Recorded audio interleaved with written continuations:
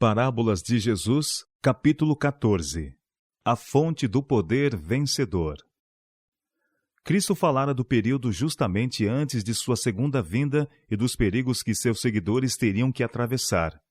Com especial referência àquele tempo, relatou-lhes a parábola sobre o dever de orar sempre e nunca desfalecer.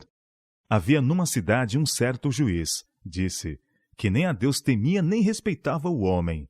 Havia também naquela mesma cidade uma certa viúva, e ia ter com ele, dizendo, faze-me justiça contra meu adversário.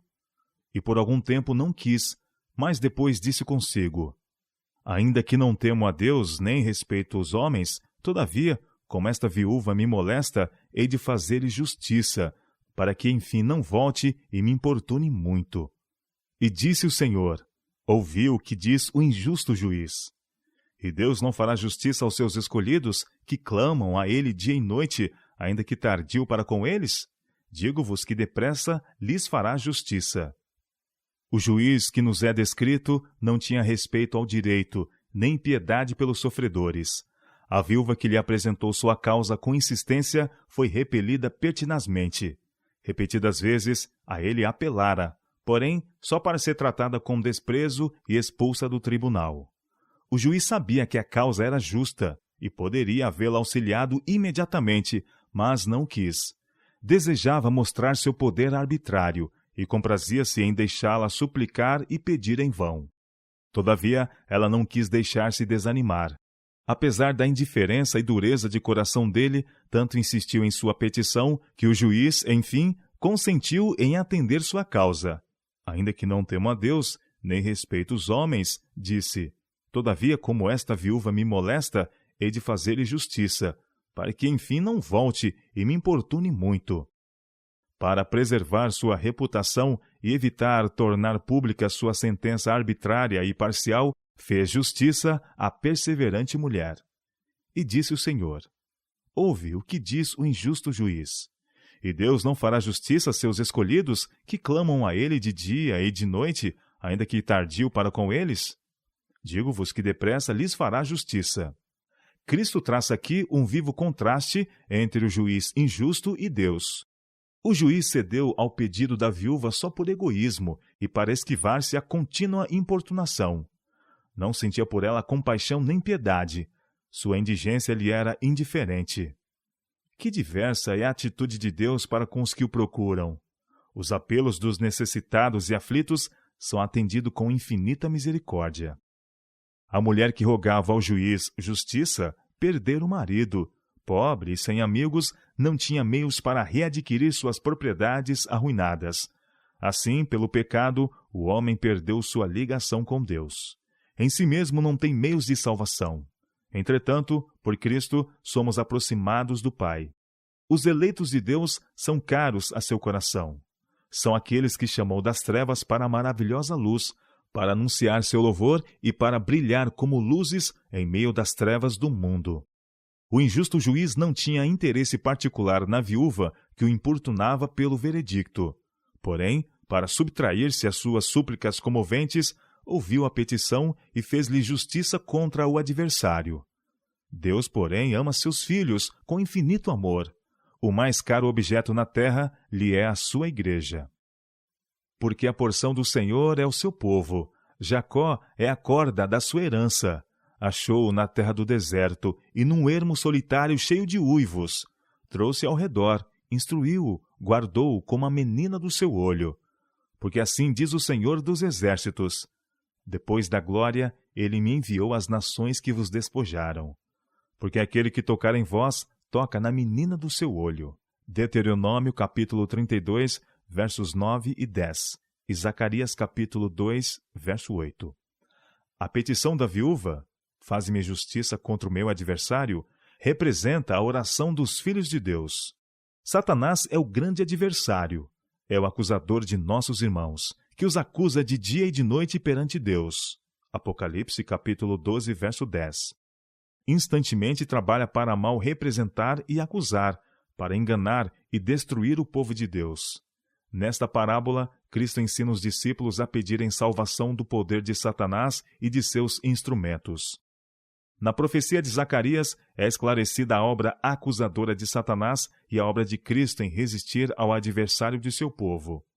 Diz o profeta: E me mostrou o sumo sacerdote Josué, o qual estava diante do anjo do Senhor, e Satanás estava à sua mão direita, para se lhe opor. Mas o Senhor disse a Satanás: O Senhor te repreende, ó Satanás. Sim, o Senhor que escolheu Jerusalém te repreende. Não é este um tição tirado do fogo? Ora, Josué, vestido de vestidos sujos, estava diante do anjo. Zacarias capítulo 3, verso 13. O povo de Deus é aqui representado como um delinquente em juízo. Josué, como sumo sacerdote, pede uma bênção para seu povo que está em grande aflição. Enquanto suplica a Deus, Satanás está à sua direita como antagonista. Acusa os filhos de Deus e faz seu caso parecer tão desesperador quanto possível. Expõe ao Senhor seus pecados e faltas. Aponta seus erros e fracassos, esperando que pareçam aos olhos de Cristo num caráter tal que não lhes prestará auxílio em sua grande necessidade. Josué, como representante do povo de Deus, está sob condenação, cingido de vestes imundas. Consciente dos pecados de seu povo, está opresso de desânimo.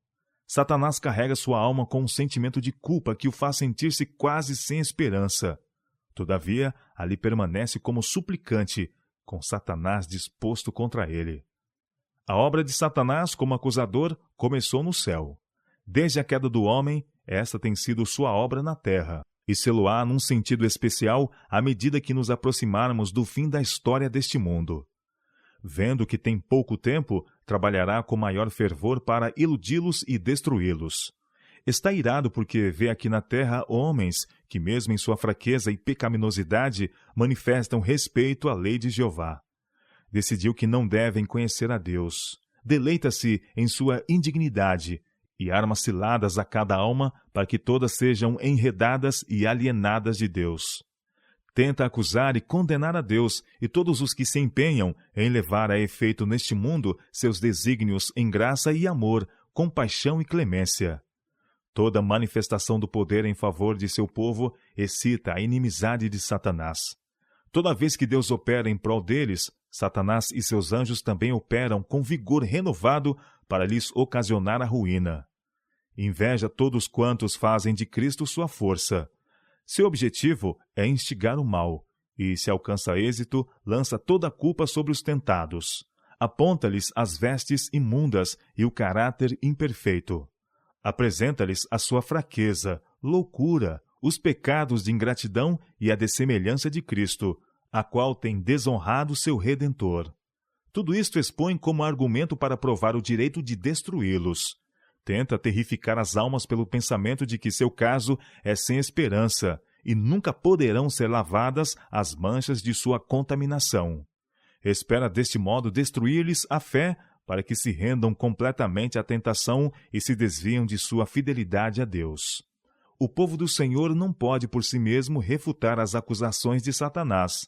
Ao olharem a si mesmos, estão prestes a desesperar, mas eles apelam para o advogado divino, invocam os méritos do Redentor.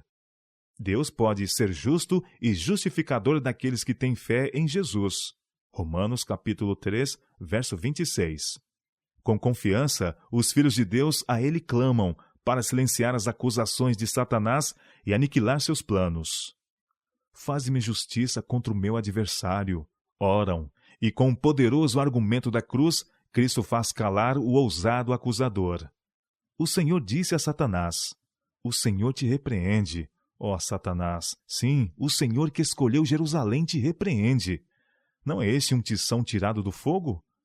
Em tentando Satanás denegrir os filhos de Deus e arruiná-los, Cristo se interpõe. Embora tivessem pecado, Cristo tomou sobre a sua própria alma a culpa de seus pecados. Arrebatou a raça como um tição do fogo. Pela natureza humana, está ligado ao homem, enquanto pela divina é um com o infinito Deus. É posto auxílio ao alcance das almas moribundas. O adversário é repreendido.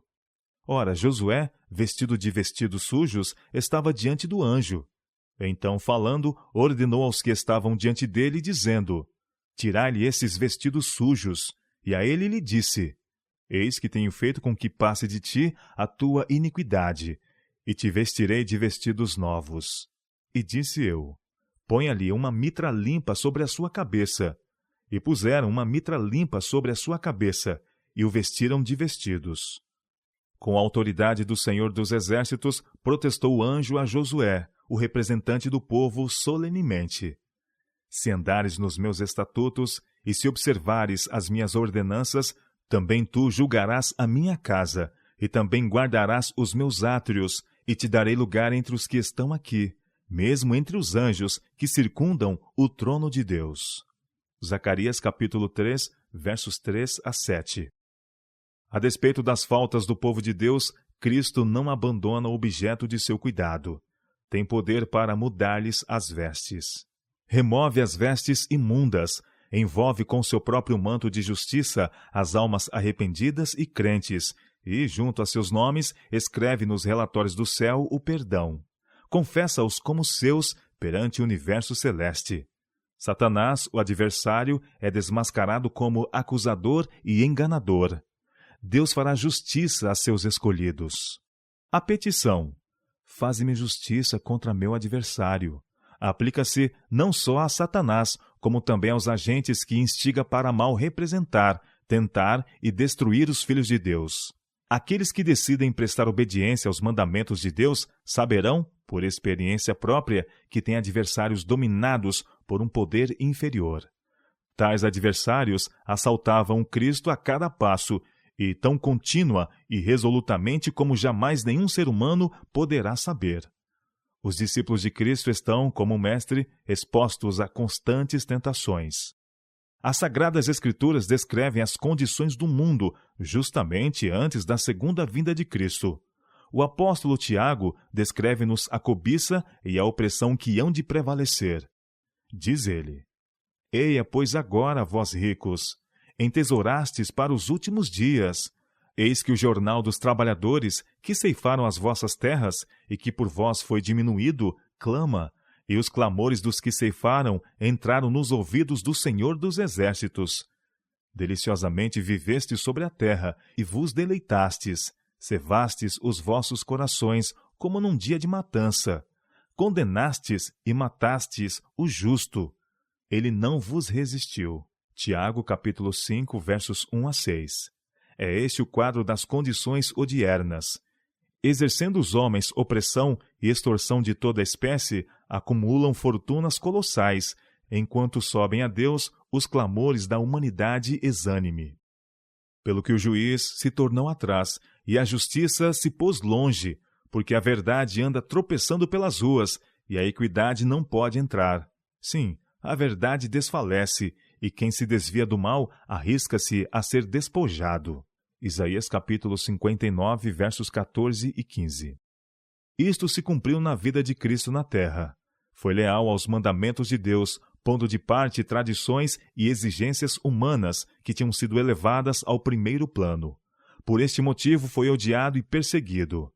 A história repete-se. Leis e tradições de homens são exaltadas acima da lei de Deus, e quem é fiel aos mandamentos de Deus sofre vexame e perseguição.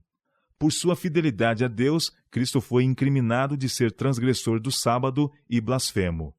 Diziam que estava possuído do diabo e foi denunciado como Beelzebu.